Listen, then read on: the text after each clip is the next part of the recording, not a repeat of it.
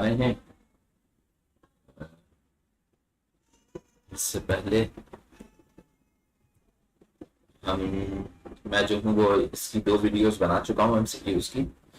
ये वेबसाइट है LABLY के नाम से, जिसमें सी लैंग्वेज के बहुत अच्छे और बेहतर एमसीक्यूज दिए हुए हैं। अगर आप इनको कंसल्ट करते हैं तो आपके लिए बहुत बेहतर हो सकता है। ठीक है, के ऊपर क्लिक करते हैं, बाकी दोनों ही। चले भाई, एमसीक्यू नंबर 1, लूपिंग स्टेटमेंट जो है उससे रिलेटेड अभी हम ये देखने के लिए जा रहे हैं चीजें।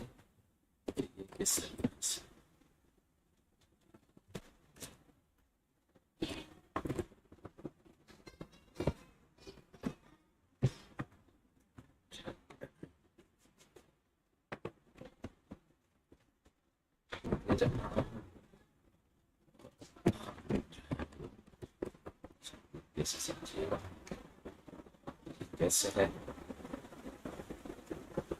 अच्छा जी, इसमें फर्स्ट क्वेश्चन जो आपको दिया गया है वो है चूज राइट सी स्टेटमेंट। इसमें सी स्टेटमेंट्स दी हुई है, इसमें से आपने राइट स्टेटमेंट को चूज करना है। तो लूप और रिपीटेशन, लूपिंग और रिपीटेशन जो होता है, block executes a group of statement, execute करता है ग्रुप ऑफ स्टेटमेंट, रिपीट। उसके बाद नेक्स्ट जो आपको दे रहे हैं, एक मिनट,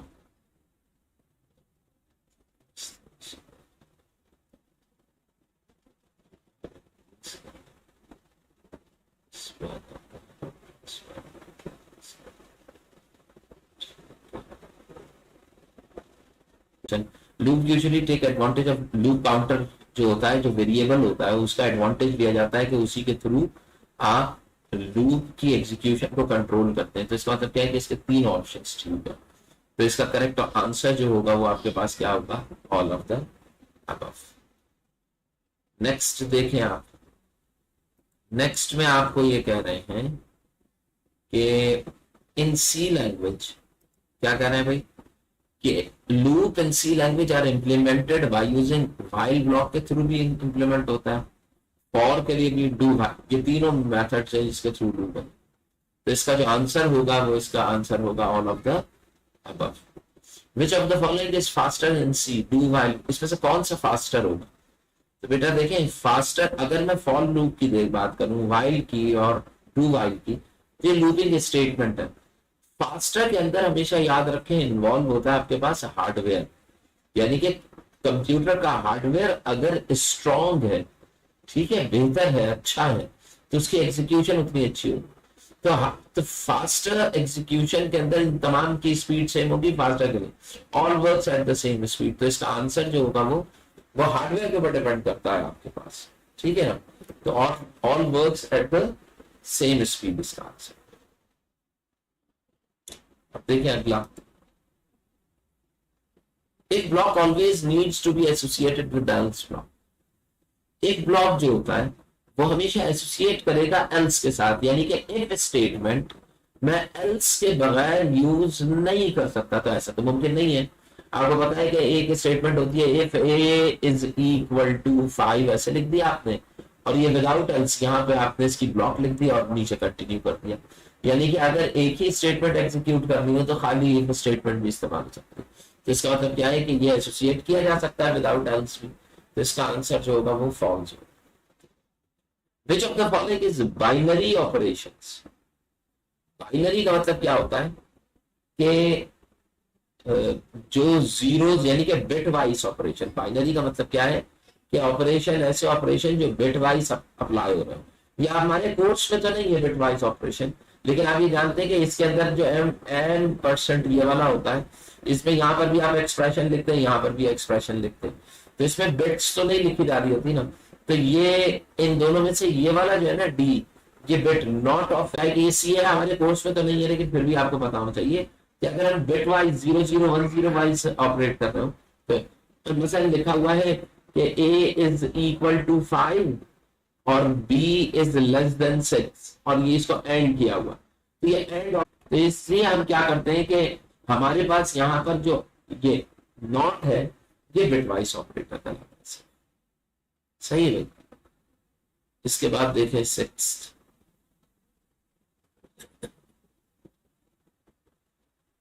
और 7 देखिए भाई,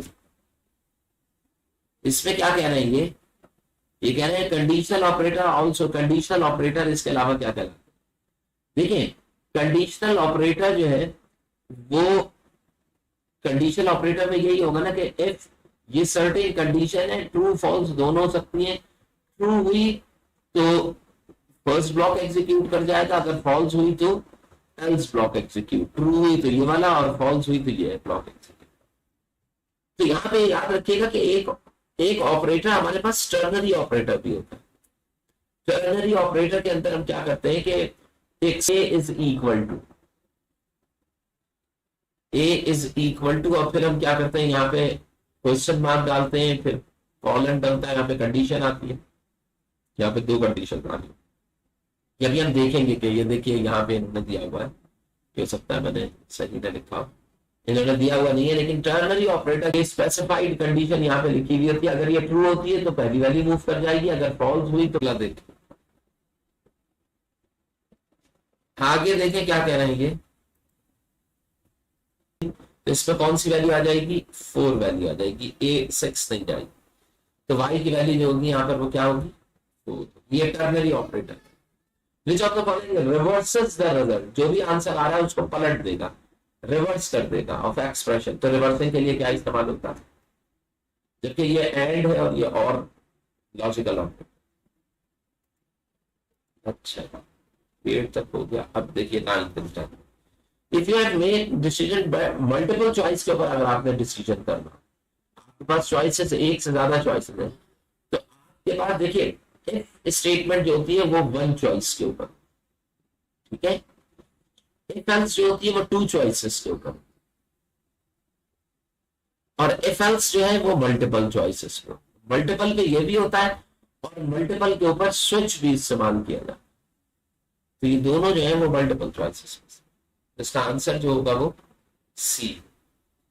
द कंडीशन क्या है कि इस ब्लॉक से आप बाहर नहीं जाएंगे, बल्कि ब्लॉक की स्टार्टिंग बिगिनिंग के ऊपर आ जाए, ये कंटिन्यू करना। कैन नॉट बी यूज्ड, कहां पे इस्तेमाल नहीं होगा, देखिए फॉर में कंटिन्यू हो सकता है, व्हाइल में, डू व्हाइल में, ये सारी लूपिंग स्टेटमेंट है, इन सब में तो हो सकता है, लेकिन स्विच के अंदर आप जानते हैं कि स्विच में केस के अंदर ब्रेक स्ट्रिंग इस्तेमाल नहीं होता, तो यहां पर कंटिन्यू स्टेटमेंट स्विच के अंदर कभी भी यूज नहीं होगा, तो इसका आंसर होगा स्विच।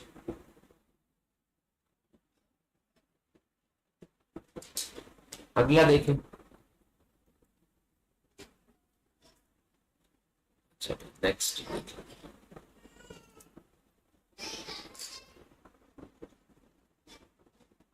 अगला क्वेश्चन क्या है कि which keyword can be use for coming out of recursion. देखिए रिकर्जन का मतलब क्या होता है, एक लूप ही के अंदर ऐसे ऐसे घूमते रहना, एक सर्टेन लूप हो और उस लूप के अंदर कंटिन्यूअसली मूव करते रहना, वहां से बाहर ना निकलना, ये रिकर्जन है। यानी कि रिकर्सिव का कॉन्सेप्ट ये आता है इस तरीके से, यानी कि एक ही के अंदर मूव करते चले जाना है। तो बताइए इससे अगर आपने बाहर आना हो, एग्जाम्पल मेन फंक्शन की है कि मेन फंक्शन के अंदर जब आप चल रहे होते हैं तो वहां पे रिटर्न आप आखिर में लिखते हैं, रिटर्न टू 0, जो आप रिटर्न लिख रहे होते हैं, तो रिटर्न जो होता है वो रिकर्सिव से आपको बाहर लेके आता है। एक फंक्शन जो कि रिकर्सिव फंक्शन होगा उससे वैल्यू को क्या कराएगा, ये रिटर्न कराएगा, एक फंक्शन से बाहर लेके आएगा। तो रिकर्जन अमूमन फंक्शंस के अंदर इन्वॉल्व होता है, और ये इससे बाहर लाने के लिए हम क्या इस्तेमाल करते हैं, रिटर्न। ब्रेक जो होता है वो किसी सर्टेन ब्लॉक से बाहर आने के लिए इस्तेमाल होता है। एक्सेप्ट हम नहीं देखा तो इसके अंदर आंसर जो होगा वो इसका रिटर्न होगा, रिकर्जन के लिए रिटर्न है।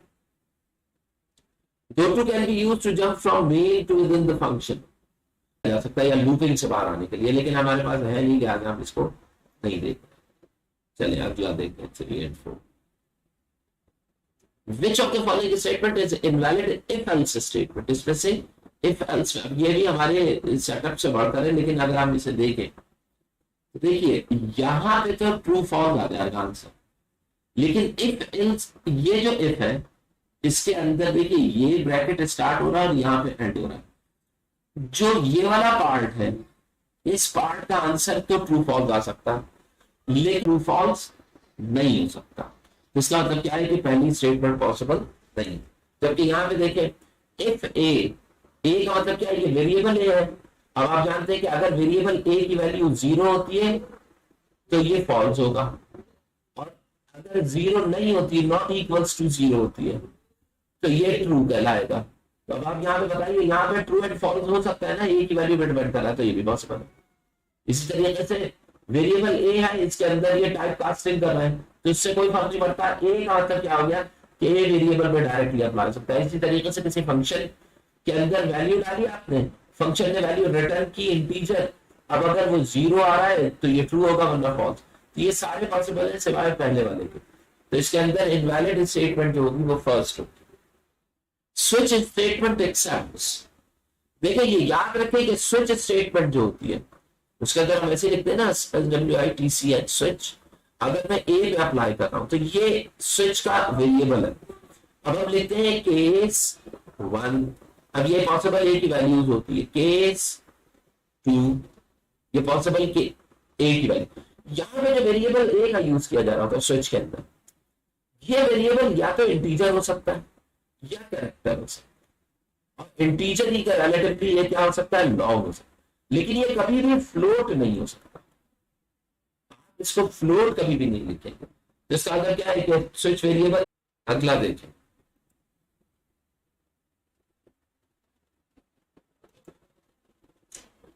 Five and 6 to execute at least, कम से कम एक दफा। बताइए फॉर में चेक करेगा, कंडीशन ट्रू हो गई तो एग्जीक्यूट कर जाएगा। वाइल के अंदर पहले कंडीशन चेक करेगा, नहीं हुआ तो बाहर आ जाएगा। यहाँ पर भी पहले कंडीशन चेक करेगा, नहीं हुआ तो बाहर आ जाएगा। डू वाइल में पहले एग्जीक्यूट करेगा, कंडीशन वाइल के ऊपर चेक करेगा। ऐसे लिखते हैं ना, डू या block statement y x is equals to zero लिख दिया। तो अब x इज इक्वल टू 0 लूप एग्जीक्यूशन के बाद, आफ्टर लूप एग्जीक्यूशन चेक, तो ये मिनिमम 1 टाइम जरूर एग्जीक्यूट करेगा। तो इसका आंसर क्या होगा, सी। लेकिन स्टेटमेंट कंसिस्ट ऑफ ये हमारे उसका नहीं है।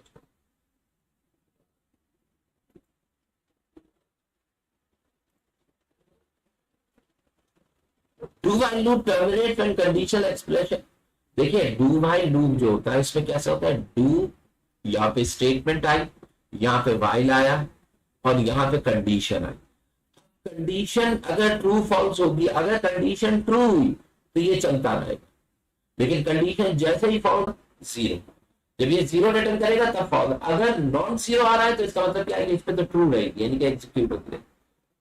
इफ कंडीशन इज मिसिंग, देखिए फॉर लूप में अगर कंडीशन मिसिंग हो, मतलब लिखा हुआ for i is equals to 1, अब यहाँ पे इन्होंने कंडीशन आती है ना, ये कुछ भी नहीं लिखा और आई प्लस प्लस लिख दिया, ठीक है। बॉडी में आपने लिख दिया printf %d आई, ये आपको चेंज करना। अब आप जब इसे एग्जीक्यूट करेंगे, आई की वैल्यू पहले वाली है, तो इसका मतलब क्या है कि कंडीशन को खुद ही से क्या कंसीडर करेगा कि ये ट्रू है, नीचे उतर जाएगा, 1 प्रिंट करेगा, फिर 2, फिर 3, फिर 4 और ये करता चला जाएगा। कंडीशन हमेशा ही ट्रू रहेगी तो ये इनफाइनाइट लूप के अंदर लग जाएगा। तो ये अज्यूम करेगा present taken the given condition is true, को खुद ब खुद अज्यूम कर, ठीक है भाई। तो कंडीशन नहीं लिखी हुई है तो इसका मतलब क्या है, वो कंडीशन क्या होगी, ट्रू। अगर इनिशियलाइजेशन नहीं लिखी हुई है तो इसका मतलब क्या, ऊपर से जो भी इनिशियलाइज्ड वैल्यू होगी वही मान कंसीडर ही नहीं होगी, उसमें बगैर उसके ही एग्जीक्यूट करना। अच्छा जी, अब देखें अगला 9 एंड 10। इसमें देखें which of the following statement about the loop is true। Looping में होता है तो इसमें index value retain outside the loop. भाई देखिए अगर मैं लिख रहा हूं फॉर आई, यानी कि 1 लिखा, आई इज लेस देन और इक्वल टू 10 और आई प्लस प्लस लिख दिया, यहां पे आपने आई की वैल्यू रख दिया और ये लूप जो है ये चल रहा है। बताइए जब मैं लूप से बचाऊं इंडेक्स वैल्यू, अभी है 1 2 3 4 5 चल रही है, मैंने नीचे कर दिया आई इज इक्वल टू 7, तो जो भी मैं आई की वैल्यू रखूंगा वो सर्टेन वैल्यू जो होगी वो चेंज हो जाएगी, बदल the go to can be used as a jump, jump के तौर पर गो टू इस्तेमाल हो सकता है। अगर आप लूप से बाहर जंप करना चाहें तो आप यहाँ पे कोई वो एक मैक्रो दे दें जंप के नाम से और यहाँ पे गो टू जंप करा दें तो वो ना जंप के ऊपर क्या कर जाएगा, जंप कर जाएगा, यहाँ पे आ जाएगा। यहाँ पे अगर आपने स्टेटमेंट लिखी, आपके कोर्स का पार्ट तो नहीं है लेकिन ये किया जा सकता है, तो इसका answer all of the using go to inside the loop equivalent. अब ये रहने दीजिएगा, ये आपका गो टू स्टेटमेंट क्योंकि हमने कर ही नहीं है तो हम इसको नहीं देंगे।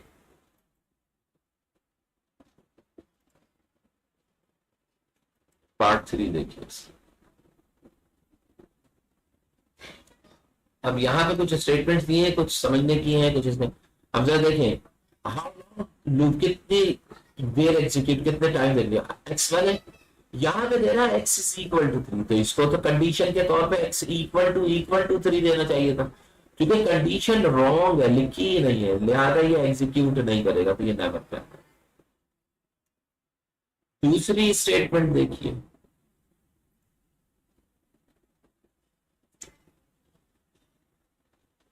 देखिए भाई सेकेंड स्टेटमेंट पे आपसे क्या कह रहे हैं, ये to use switching variable. A switch statement is used to, भाई स्विचिंग वेरिएबल स्विचिंग स्टेटमेंट में इस्तेमाल होता है। आप लिखते हैं ना SWITCH और यहाँ पे आप वेरिएबल ए, ये स्विचिंग वेरिएबल कहलाता है। स्विच बिटवीन फंक्शन, ये फंक्शन तो नहीं है, लेकिन switching to use switching variable, यानी कि इसका मतलब स्विचिंग वेरिएबल के इन बिटवीन वो वेरिएबल को स्विच करने के लिए, तो इसका मतलब क्या है कि ये भी रॉन्ग है, क्योंकि आपने to choose from multiple possibilities different values of a single variable, तो ये ज्यादा बेहतर होगा। सही है भाई। अगला देखिए, यहां पे देखिए num 0 है do printf num plus plus. देखिए जब आप यहाँ पे आए तो num के साथ पहले एक माइनस है फिर दूसरा माइनस है, तो num 0 0 माइनस माइनस कोई इफेक्ट नहीं डालेगा, तो num की वैल्यू अभी भी यहाँ पे क्या रहेगी, 0 रहेगी। ठीक है, अब printf num 0 प्रिंट करेगा। अब प्लस प्लस का मतलब क्या है, num की वैल्यू बढ़ गई।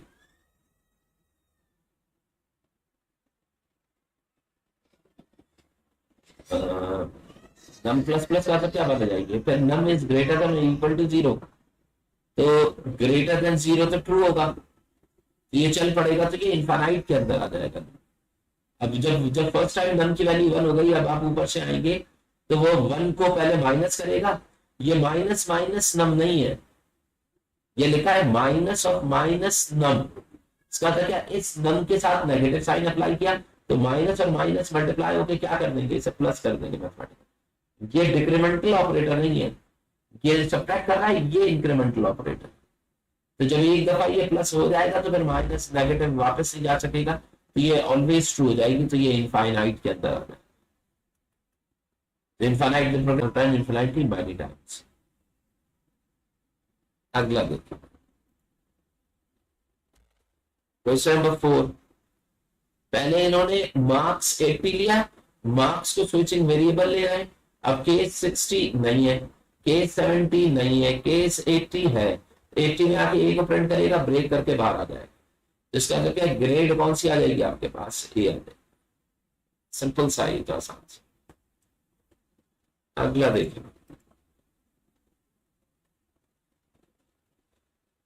If switch feature is used, अगर मैं स्विच को इस्तेमाल कर रहा हूं, डिफॉल्ट मस्ट भी, क्या हमें जरूरी है कि डिफॉल्ट, जरूरी तो नहीं है कि डिफॉल्ट प्रेजेंट हो। Default is if use should be the last one. आप अमूमन डिफॉल्ट को कहां लिखते हैं, आखिर में लिखते हैं। डिफॉल्ट को हर जगह लिखा जा सकता है। Default case if used should be last case. ये इसका आंसर चेक कर लेते हैं। C answer. इसको सेट कर लें, ये जो है ना आपका, ये ट्रू के लिए इस्तेमाल हो। देखिए ये बाकी दोनों फॉल्स। अच्छा जी, अगला देखिए, इसको सेक्स को छोड़ दीजिए, लॉन्ग स्ट्रिंग ये भी रहने देगा अनकंट्रोलिंग लूप। यहाँ पे देखें, यहाँ पे थोड़ा सा समझने की कोशिश करते हैं। यहाँ पे क्या दिया गया है, एक मेन फंक्शन है, वैल्यू पहले 0 दी गई है। इफ वैल्यू, वैल्यू का मतलब क्या होगा, जब वैल्यू 0 है और इफ वैल्यू करूंगा तो इसका मतलब क्या है, इफ 0, 0 होने का मतलब क्या है कि ये ऑलरेडी क्या हो गया, फॉल्स हो गया। ये क्या हो गया, फॉल्स। फॉल्स होने का मतलब क्या है कि ये स्टेटमेंट एग्जीक्यूट नहीं करेगी, ये आउट ऑफ द स्टेटमेंट है। तो नेक्स्ट लाइन के ऊपर क्या आ जाएगा, एल्स तो दिया ही नहीं है, तो ALGBLY जो होगा वो क्या कर देगा, ये प्रिंट कर देगा। और अगला देखें, अगली स्टेटमेंट में ये फॉर दिया गया है, ये ठीक है, क्योंकि ये जो प्रिंट स्टेटमेंट है ये फॉर का पार्ट नहीं है, उसका बॉडी पार्ट नहीं है, क्योंकि यहाँ पे सेमीकोलन, ये जो सेमीकोलन दिया है इससे, अगर ये सेमीकोलन नहीं होता तो फिर ये वाली स्टेटमेंट इसका पार्ट बनता है, लेकिन अभी चूंकि सेमीकोलन है लिहाजा ये इस तरीके से टेरेंस है।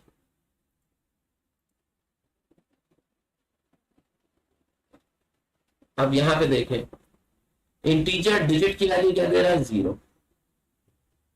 अब यहां पर 0 है, लूपिंग स्टेटमेंट चले। अच्छा, फॉर के साथ देखिए, ये फॉर की क्या बन जाएगी, बॉडी बनेगी, सिर्फ एक स्टेटमेंट इसकी बॉडी बनेगी।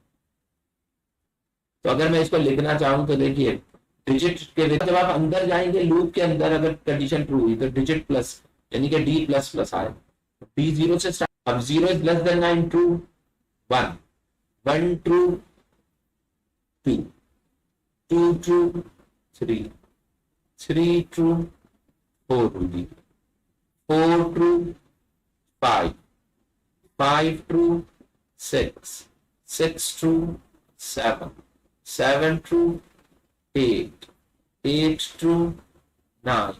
देखिए भाई, 9 ट्रू, 10। अब ये आएगा 10 10, ये आ जाएगा फॉल्स यहां से। तो लास्ट वैल्यू क्या होगी, डी की, लास्ट डी की वैल्यू होगी 10। तो जब आप नीचे उतरेंगे तो यहां से जब आप बाहर आएंगे तो यहाँ पे वैल्यू क्या होगी, डिजिट की वैल्यू 10। अब ये जो लिखा है digit multiply by equal to, ये लिखा हुआ है असल में डिजिट यानी कि d is equal to digit multiply by 2।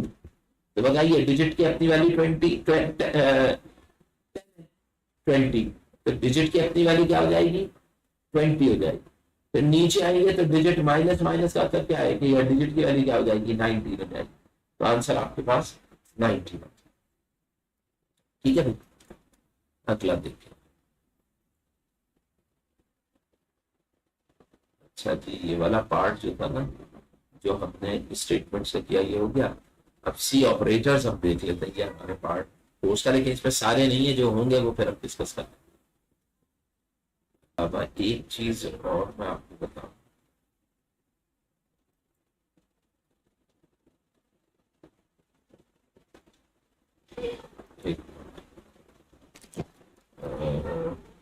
C operators ना, सी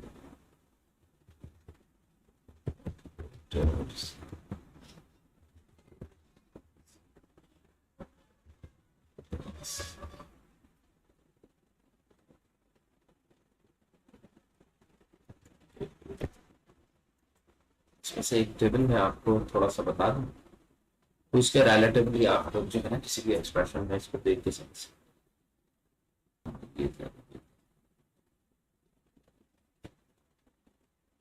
ये ठीक है, ये जो है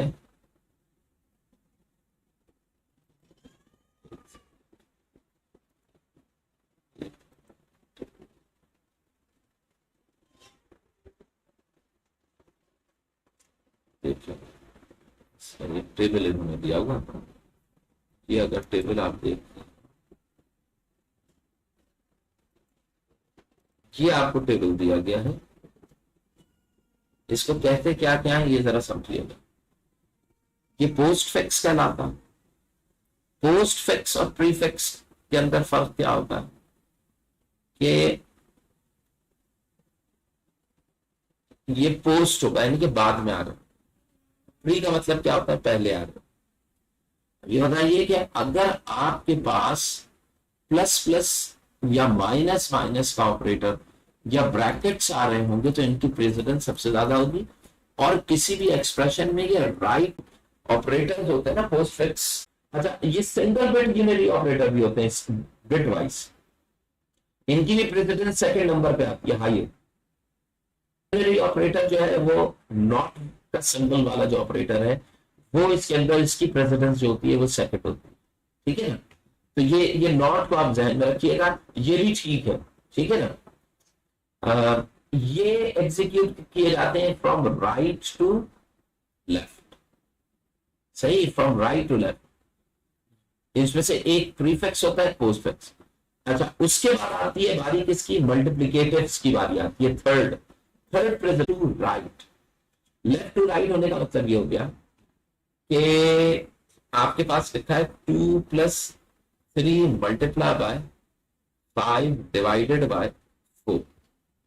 तो अब आप ये बताइए कि इसके अंदर मैंने देखा भाई ये ब्रैकेट या postfix plus minus incremental operator नहीं है, छोड़ दें आप, यूनरी भी नहीं है, छोड़ दें। मल्टीप्लिकेटिव पहले आ रही है, तो मल्टीप्लिकेटिव्स में मल्टीप्लाई और डिवाइड दोनों मौजूद है।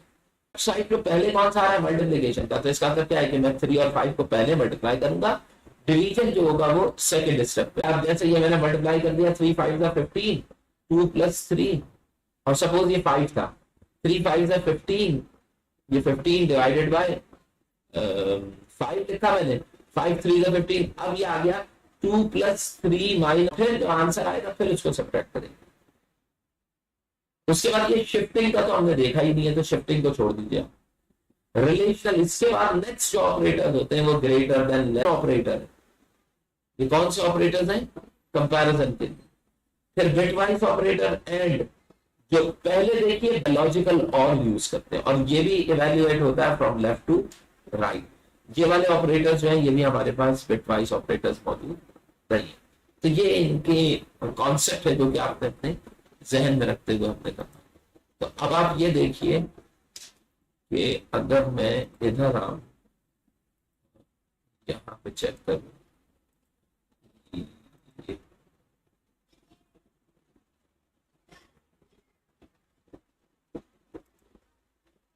ये कर रहे थे, ठीक है ना। विच ऑफ द ऑपरेटर है ओनली इंटीजर ऑपरेंड, इसमें से कौन सा ऑपरेटर है जो कि सिर्फ इंटीजर ऑपरेंड्स लेता। तो इसके अंदर ये याद रखिएगा कि आपके पास टाइप कास्टिंग अप्लाई हो सकती है, प्लस पे भी, मल्टीप्लाई पे भी और माइनस। मतलब आपने ए कैरेक्टर टाइप लिया और ए के अंदर वैल्यू डाल दी कैपिटल ए, अब आपने नीचे लिखा ए प्लस प्लस, यानी कि आपने इसको ऐड कर दिया, या आपने लिख दिया A is equal to A plus 1। तो इसका मतलब क्या है कि इसकी जो इंटीजर वैल्यू है 65 1 66, ए के अंदर अब 66 की जगह क्या चला गया, कॉन्टेंट कैरेक्टर जो चला गया वो बी चला गया। इसका क्या है, प्लस मल्टीप्लाई डिवाइड, ये तीनों ऑपरेशंस इसमें इस्तेमाल हो सकते हैं, होने चाहिए तब ये ऑपरेट। तो इसका मतलब क्या है कि इसका आंसर जो होगा वो डी। अच्छा इसके बाद ये वाला क्वेश्चन जो है इसको सेकंड को रहने दीजिएगा, वरना इसमें किया ये याद रखिएगा, इसके अंदर इन्होंने आंसर अजीब तरीके से दिया हुआ। जो समझ हमारे कोर्स के रिलेटिवली जो समझने की चीज है वो ये है कि ये और ऑपरेटर के अंदर ये किया जाता है, जैसे लिखा है ए और बी और C, B is greater than 4, C is equal to 5। अब जब ये हमेशा ऑपरेटर स्टार्ट करते हैं, इवेल्युएट होना है राइट टू लेफ्ट, ठीक है, सॉरी लेफ्ट टू राइट, पहले इसे कैलकुलेट करेगा। अब अगर ए की वैल्यू सपोज 7 है तो फिर ये अगली चेक करेगा क्योंकि फॉल्स हो गई। लेकिन अगर ए की वैल्यू 1 है तो पहली कंडीशन ट्रू ही, तो फिर आगे की कंडीशन को ये चेक, आगे की कंडीशन को चेक नहीं कर, ये पहली ही कंडीशन पे आपको रिजल्ट देते। तो ये क्या होता है, लेफ्ट टू राइट होता है, इसका मतलब क्या है, इसका 4 सही लग रहा है, तो इसका 2 के अंदर अगर यहाँ 2 रखते हैं तो 2 और 4 वाला जो होगा पोर्शन वो सही आना चाहिए, ये 2 और 4। लेकिन चूंकि इन्होंने दोनों जगह फॉल्स लिख दिए हैं, इधर भी फॉल्स, इसको ट्रू होगा तो फिर ये सही लिखते। अच्छा भाई आगे चलते, आगे क्या है, ये जो ऑपरेटर है ये ऑपरेटर मॉड्यूलस ऑपरेटर है, जिसमें आपके पास रिमाइंडर बता रहा हूं। आउटपुट ऑफ किसी अरिथमेटिकल एक्सप्रेशन की आउटपुट विद इंटीजर एंड, यानी कि एक इंटीजर है, यानी कि यहाँ पे एक इंटीजर वैल्यू और एक फ्लोट वैल्यू रियल नंबर का था, यानी कि 3 में ऐड कर रहे हैं 4.214। जब आप ऐड करेंगे तो आने वाला आंसर जो होगा वो भी क्या होगा, फ्लोट होगा। तो इसका आने वाला आंसर जो होगा वो एक रियल नंबर यानी कि फ्लोट नंबर। ठीक है, ये तो आप जानते हैं। अच्छा अच्छा, अब यहां पे देखें क्या कह रहे हैं कि 8 है ना और 4.6, तो ये इंटीजर हुआ ये फ्लोट हुआ, ऐड करोगे तो आंसर क्या आ जाएगा 14.6867। लेकिन जब मैं देखें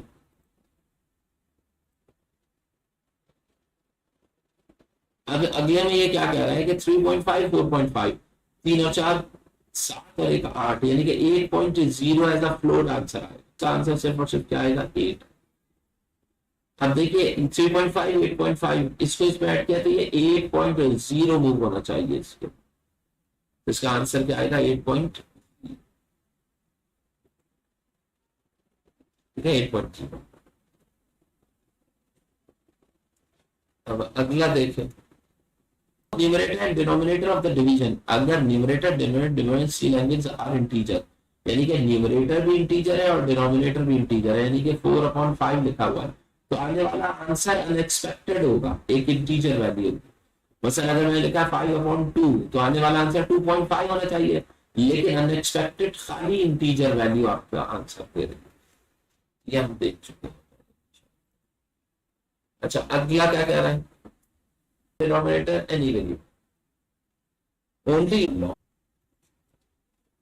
एसोसिएटिविटी देख रहे हैं, यानी कि प्रेसिडेंस देख रहे हैं, तो आप जानते हैं इन सब की लेफ्ट टू राइट ये सही लिखी है एसोसिएटिव, और प्लस माइनस तो ये क्या हो रही है राइट टू लेफ्ट जा रही है, तो इसकी एसोसिएटिविटी राइट टू लेफ्ट होती है, तो ये काम जो होगा वो ठीक कर सकेंगे।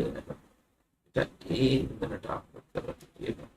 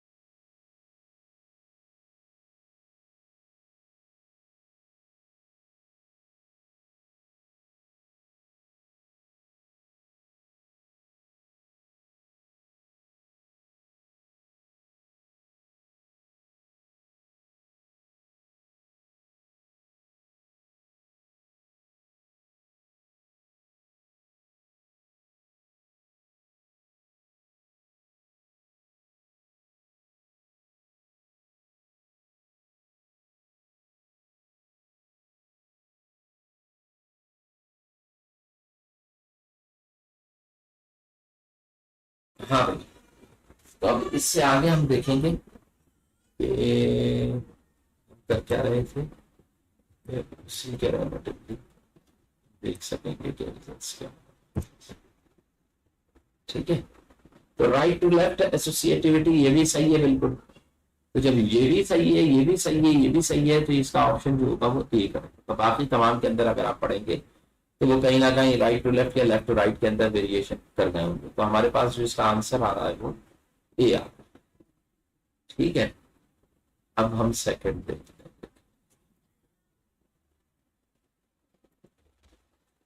हैं। Integer division in C program results. देखिए जब मैं इंटीजर्स को दो इंटीजर्स डिवाइड करता हूं, मसलन 5 को डिवाइड कर दिया 2 से, आंसर आया 2.5, तो इसने क्या किया इस 5 को ट्रंकेट राउंड उड़ा दिया, खत्म कर दिया, तो इसके अंदर क्या होगा ट्रंकेशन। राउंड ऑफ करता तो फिर तो 2 3 भी हो सकता, तो ये आपके पास सी एक्सप्रेशन अगर सी में ये इन्वॉल्व है, इवेल्युएट विल बी स्टॉप। बताइए और के अंदर अगर एक भी ट्रू आया तो फिर एग्जीक्यूशन रुक जाएगी, एक सिंगल भी ट्रू हुआ तो will be stop if it. What will be the other name of question mark colon operator. Question mark colon operator आ सकता है, अभी मैंने आपको बताया था ए इज इक्वल्स टू, फिर यहाँ पे कंडीशन आती थी क्वेश्चन मार्क और फिर यहाँ पे एक आता था, फिर ये कॉलन और फिर यहाँ पे तीसरी वैल्यू। तो इसको हम क्या कहते थे, टर्नरी ऑपरेटर्स कहलाते, क्वेश्चन मार्क वाला हम टर्नरी कहते हैं। ठीक है, ये ध्यान रखिए। ठीक है, इसके बाद क्या है, in C language which of the following type of operators है द हाईएस्ट, कौन से की हाईएस्ट प्रेसिडेंसी। तो अब आप मुझे बताइए, रिलेशनल सबसे नीचे थे, लॉजिकल तो ठीक है, इक्वालिटी भी एंड के ऊपर, ये सारे ना लास्ट में थे, ये सारे ऑपरेटर्स जो थे वो लास्ट। जो सबसे ज्यादा हाईएस्ट आता है वो आपके पास लॉजिकल ऑपरेटर। अगला देखिए, which of the following comments about plus plus operators are correct। तो प्लस प्लस ऑपरेटर का कौन सा कमेंट्स आपके लिए ट्रू होगा, plus plus operator it is the unitary operator. तो क्या ये यूनरी है, यकीनन हो सकता है। Operators can can come before and after operators, ये यूनरी ऑपरेटर भी है और ये पहले भी आ सकता है और बाद में भी आ सकता है। It can not be applied, क्या एक्सप्रेशन के ऊपर, भाई कोई एक्सप्रेशन दिया जाती है तो इसके ऊपर उसके एक्सप्रेशन पे भी अप्लाई हो सकता है। कोई सर्टेन एक्सप्रेशन है, मसलन a+1 लिखा हुआ, ये एक एक्सप्रेशन है और यहाँ पे मैंने प्लस प्लस डाल दिया, पहले ये इवैल्यूएट होगा और फिर ये कैलकुलेट। इट एसोसिएट फ्रॉम, अब बताइए ये राइट से एसोसिएशन जो एग्जीक्यूट होता है वो फ्रॉम राइट टू लेफ्ट जाता है। तो ये राइट टू लेफ्ट आपको अभी मैंने यहाँ पे बताया था कि यहाँ पे देखते थे आप, तो यहाँ पे हमने ये देखा था कि ये राइट टू लेफ्ट, ये यूनिटरी ऑपरेटर्स थे प्लस प्लस माइनस माइनस, और ये राइट टू लेफ्ट जा रहे, तो ये राइट टू लेफ्ट होता है, ये सही है। तो इसका मतलब क्या है कि इसके तमाम ही सही होंगे, ऑल ऑफ द अबव। तो ये यूनिटरी ऑपरेटर भी है प्लस प्लस, और ये राइट टू लेफ्ट सॉल्व होता है।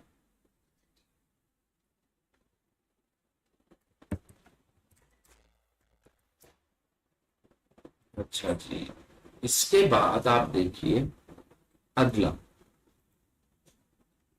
अगला 6 है कि वैल्यू कैलकुलेट हो रही है, x5 है। अब अगर मैं इसको चेक करूं तो पहले unary operator right to left operator, जब मैं इधर आऊंगा तो यहाँ पे पहले x आ रहा है और फिर प्लस प्लस है, तो इसका मतलब क्या है कि पहले x की वैल्यू आ जाएगी यहाँ पर, तो यहाँ पे रिटर्न वैल्यू क्या होगी x की 5, फिर x की बनाते खुद वैल्यू बढ़ के 6 हो जाएगी, लेकिन प्लेस क्या होगी यहाँ पे 5, फिर माइनस का सिंबल है, तो ये minus minus Y, by minus minus का मतलब क्या है कि y की वैल्यू -10 है, तो y की वैल्यू एक सब्ट्रैक्ट, यानी कि पहले सब्ट्रैक्ट होगी फिर प्लेस की जाएगी, तो -11 आ जाएगी यहाँ पर। ठीक है, मल्टीप्लाई बाय b की वैल्यू क्या है 4, और डिवाइडेड बाय क्या है a, यानी कि 2। अब आप देखें यहाँ पर कि यहाँ पे अगर आप चेक करें तो ये अगली जो आपके पास ऑपरेशंस आएंगे वो ऑपरेशंस आएंगे किस चीज के, मल्टीप्लिकेशन और डिवीजन के। तो पहले मल्टीप्लाई हो रहा है तो इसको हम मल्टीप्लाई कैसे करेंगे, 5 माइनस मल्टीप्लाई कर लेंगे तो ये हो जाएगा -22 डिवाइडेड बाय 2, फिर डिवीजन का ऑपरेशन होगा तो 5 11, ये 4 4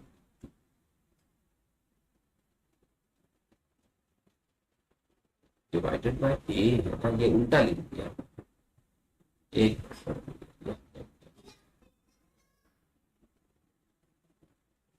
फोर फोर 5 था 20, आंसर क्या आएगा यहाँ पे 5 आएगा, यहाँ पे आंसर जो कैलकुलेट होगा 5 है। कि which operator of the following lowest priority, precedence सबसे कम किसकी होती है,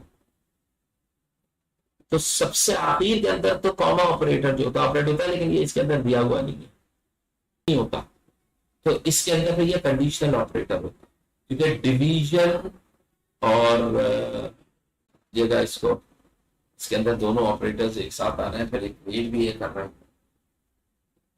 तो इसको जो है ना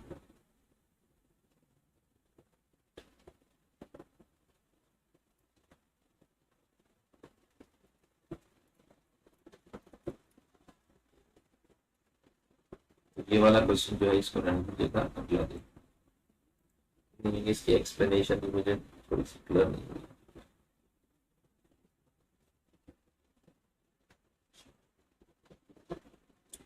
In C programming language, which of the following types of operators have the highest? इसमें से कौन सा ऐसा है जिसकी प्रेसिडेंस हाईएस्ट है, सबसे ज्यादा? तो रिलेशनल है, इक्वालिटी है, लॉजिकल, अर्थमेटिकल की होती है हाईएस्ट का। उसके बाद क्या कहना है ये? उसके बाद कह रहे हैं कि सी प्रोग्रामिंग लैंग्वेज जो है इसमें विच ऑफ द फॉलोइंग ऑपरेटर है हाईएस्ट, इसमें किसकी? तो यूनरी की होती है हाईएस्ट। यहाँ पे जो है वो कौन सा होगा? यूनरी। अब वो चाहे प्लस हो चाहे प्लस प्लस हो, ये भी यूनरी ही कहलाते हैं, ऑपरेंट एक ही है पास, तो इसकी हाईएस्ट होती है। तो नहीं है तो इसको करना। अगला देखें,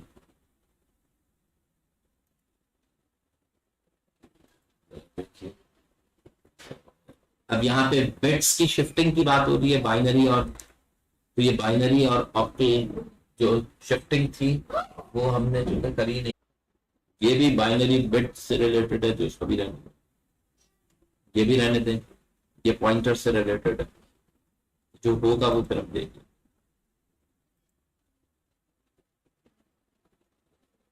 ये क्वेश्चन जरा थोड़ा सा देखते हैं। अभी मैंने आपको बताया था कि ये जो इसकी शिफ्टिंग होती है, एग्जीक्यूशन होती है, वो लेफ्ट टू राइट होती है, लेफ्ट से राइट। देखिए जब मैं यहां पहुंचूंगा i इज इक्वल टू 0 आ जाएगी, ऐड बाद में होगा, तो 0 आ जाने का मतलब क्या है कि i 0 पुट कर देने का मतलब क्या है कि ये फॉल्स हो जाएगी, तो इसे छोड़ देगा। अब i ये फॉल्स हो गई, फॉल्स हो जाएगी तो फिर ये यहां से की वैल्यू फिर इंक्रीज हो जाएगी, चली जाएगी। m में 2 जाने का मतलब क्या है कि m की वैल्यू ट्रू के रिलेटिवली क्या हो जाएगी? 1 हो जाएगी। j की वैल्यू एक इंक्रीज होकर क्या हो जाएगी? 2 हो जाएगी। आगे k को ये फिर चेक नहीं करेगा, तो i की वैल्यू हो गई 1, j की वैल्यू हो गई 2, k इसने चेक नहीं 2, और m की वैल्यू भी क्या हो चुकी है? 1। तो आंसर आ जाएगा 1 1 2 और 2। तो इसका आंसर होगा 1 1 2 और 2। इसका आंसर होगा बी। अगला देखें,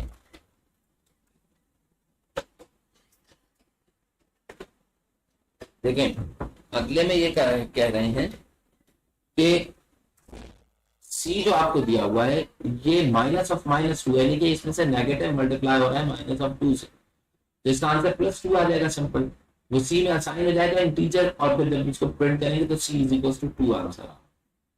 ठीक है, ये बाइनरी ऑपरेटर नहीं है, माइनस माइनस। ठीक है, अगला देख, आई पेन है। अब ये कह रहे हैं कि not of I is greater then 14। अब बताइए, ये है रिलेशनल, तो बाइनरी नॉट, यूनरी नॉट जो होता है इसकी प्रेसिडेंस हाई होती है, तो ये पहले ऑपरेट होगा। नॉट ऑफ आई का मतलब क्या आ गया? Not of 10। नॉट ऑफ 10 जो आंसर आपको देता है वो क्या देता है? 0, यानी कि इस पूरी एक्सप्रेशन का आंसर आया 0। इज ग्रेटर देन यहाँ पे क्या आया? 14। तो इसको देखो, ये ट्रू है फॉल्स है? ये हुआ फॉल्स। फॉल्स होने का मतलब क्या है कि इसका आंसर क्या आएगा?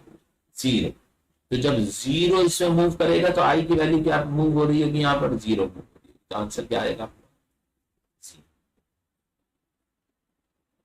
ठीक है, अगला देखो,